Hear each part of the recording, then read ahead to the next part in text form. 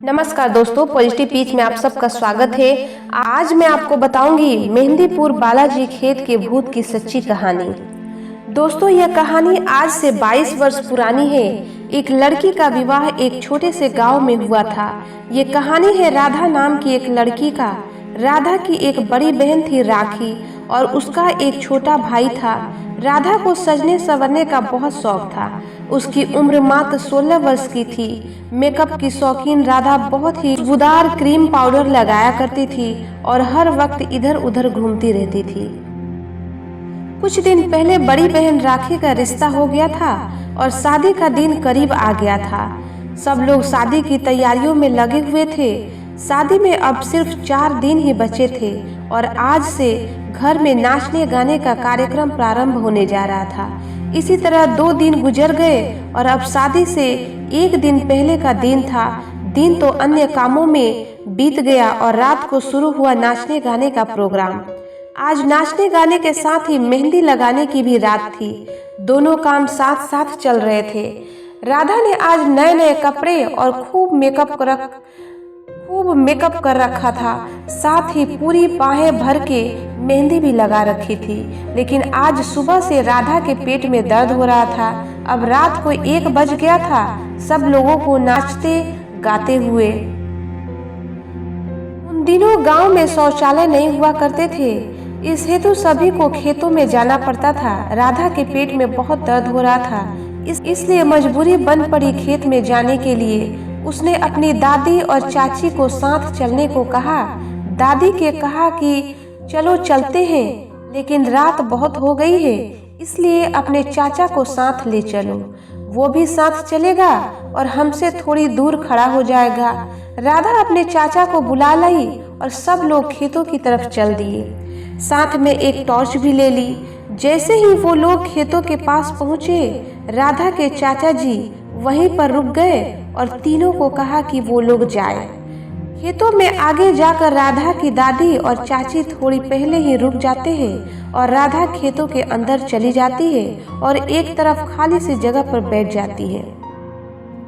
और तभी राधा की नजर एक पेड़ के नीचे नाचते हुए भूतों पर पड़ती है और वह बहुत ज्यादा घबरा जाती है। राधा उन्हें देखते ही जल्दी से वहां से खड़ी हो जाती है और वहां से भागने लगती है।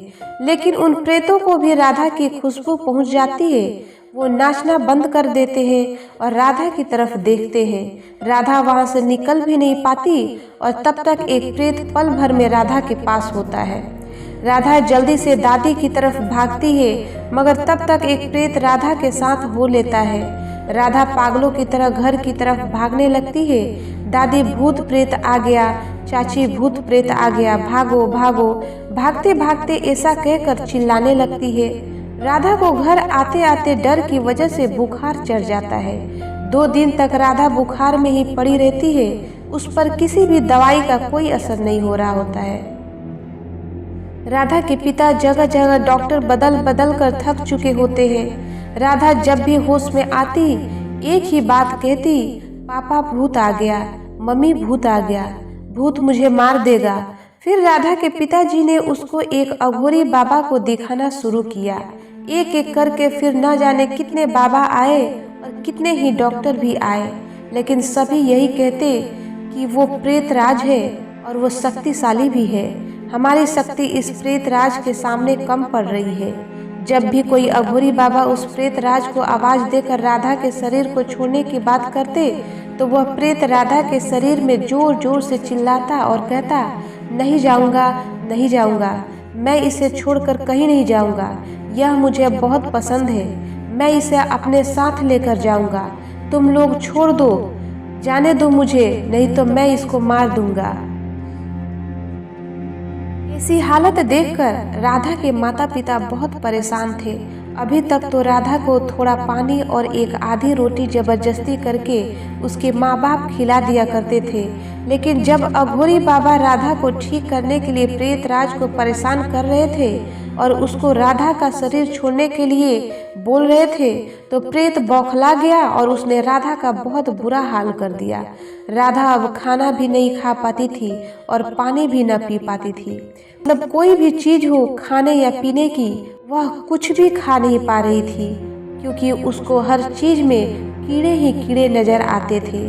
कीड़े देखते ही वह खाने पीने की चीज़ों को फेंक कर मारती और कहती, तुम लोग मुझे खाने की बजाय कीड़े खिलाना चाहते हो। इन सब में कीड़े भरे पड़े हैं। और कभी वो अपना सिर दीवार में पटकती और कभी जमीन पर। भूख से परेशान होकर अपने ही पेट में घूंसे मारती और लेटकर चिल्लाती, माँ मुझे बचा लो, पापा मुझे बचा लो। राधा का किसी से कोई इलाज न हो सका। बेटी की ये हालत देखकर माँ का रो रो कर बुरा हाल हो रहा था। आखिर में कुछ परिवार वालों, पड़ोसियों और अघोरी बाबा ने कहा कि इस लड़की को ठीक करने की आखिरी उम्मीद यह है कि तुम लोग इसे मेहंदीपुर बालाजी धाम के मंदिर ले जाओ। अब तो ये वहीं पर जाकर ठीक हो सकती है। अब तो बालाजी महाराज ही इसकी जिंदगी बचा सकते हैं। न जाने कितने ही लोग बालाजी मंदिर से ठीक होकर अपने घर को जाते हैं। सबकी बात मानकर अगले ही दिन राधा के पिताजी ने राधा को बालाजी मंदिर ले जाने का इंतजाम किया और वो उसको बालाजी मंदिर ले गए। उसके माता पिता राधा को लेकर बालाजी में करीब 15 से 20 दिन रहे। इन दिनों राधा की हालत में थोड़ा सा सुधार था। बालाजी मंदिर में सुबह शाम आरती होती। मंदिर के पुजारियों के खास मंत्रों से मंदिर का भवन गूंजता और पवित्र जल सभी भक्तों पर छिड़का जाता। अब राधा धीरे धीरे ठीक हो रही थी। राधा के माता पिता राधा को लेकर वापस घर जाने की तैयारी कर रहे थे, लेकिन वो सोच रहे थे कि ये परेशानी पहले जिस वजह से हुई थी, पहले वो काम करना है। इसलिए वो राधा को अपने गांव न ले जाकर शहर में अपने एक रिश्तेदार के यहाँ छोड़कर गांव जाकर अपने यहाँ एक शौचालय बनवाते हैं। फिर जाकर राधा को वापस लाते हैं। यह बालाजी भगवान की ही शक्ति थी जो राधा ठीक हो पाई। और न जाने कितने ही लोग जो भूत प्रेत जैसे अन्य रोगों से बीमार होते हैं, सभी लोग बालाजी भगवान के मंदिर से ठीक होकर जाते हैं। दोस्तों, वीडियो को लाइक, कमेंट्स और सब्सक्राइब जरूर करें ताकि ऐसे ही वीडियो आप लोगों के लिए लेकर आती रहूं। फिर कल मिलेंगे एक नई जानकारी के साथ। तब तक हंसते रहिए, मुस्कुराते रहिए। आपका समय शुभ हो। धन्यवाद।